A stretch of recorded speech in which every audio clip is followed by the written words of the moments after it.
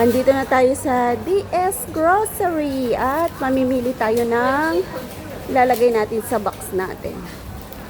So, kuha tayo ng ating basket.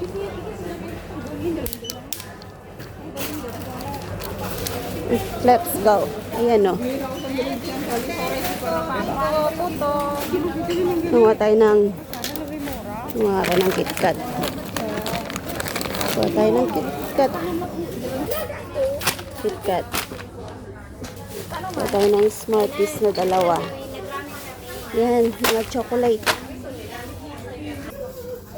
Yan ang daming chocolate. Pero yun ang gusto kong kunin.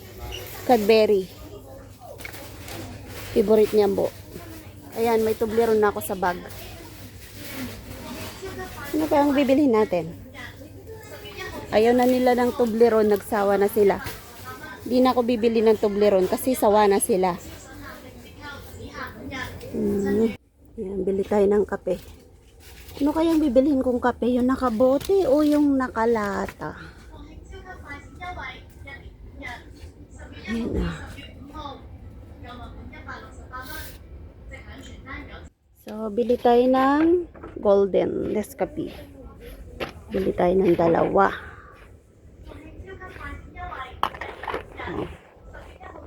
So, kung may kape, meron din tayong creamer. So, bili ako ng dalawa. Yan. Ayaw na nila ng 3-in-1. So, hindi na ako bibili ng 3-in-1. Ano pa? Ano pa bang bibilhin natin? Ayan, favorite ng mga anak ko yung Dove. So, bili tayo ng Dove na sabon.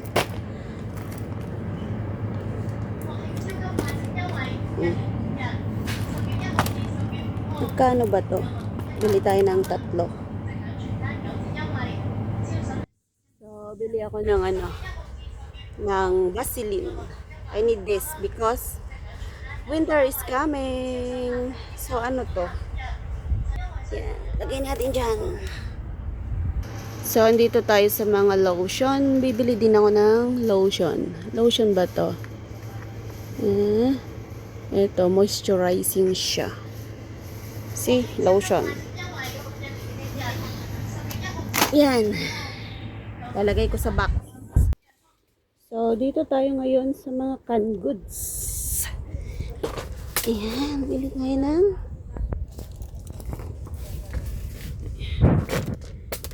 luncheon meat.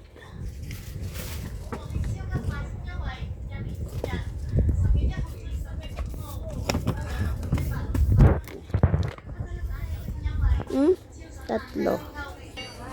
Ayan, kuha tayo dito ng dalawa.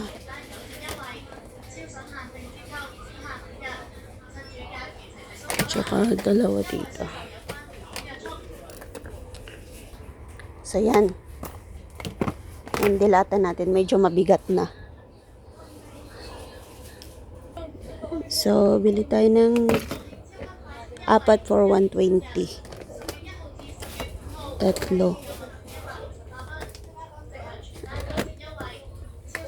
Yan, may laman na yung ating box. Okay na to.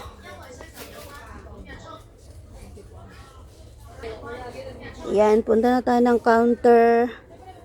Counter na tayo, bayad na tayo.